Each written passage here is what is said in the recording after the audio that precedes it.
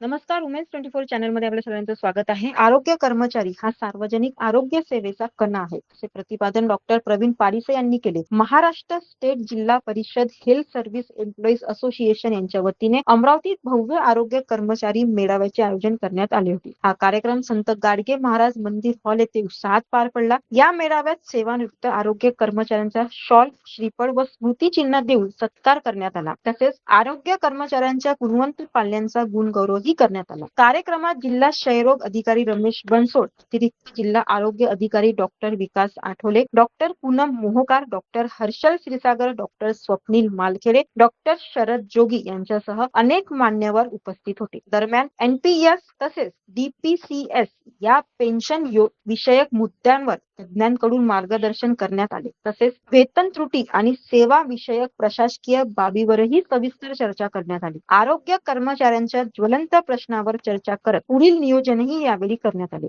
आज दिनांक 15/3/2026 रोजी श्री संत गाडगे महाराज मंदिर परिसरामध्ये आज महाराष्ट्र राज्य जिल्हा परिषद आरोग्य सेवा कर्मचारी संघटनेच्या वतीने भव्य आरोग्य मेळावा आयोजित केलेला असून या आरोग्य मेळाव्यामध्ये वयाच्या 58 वर्षानंतर झालेला सेवानिवृत्त कर्मचारी यांचा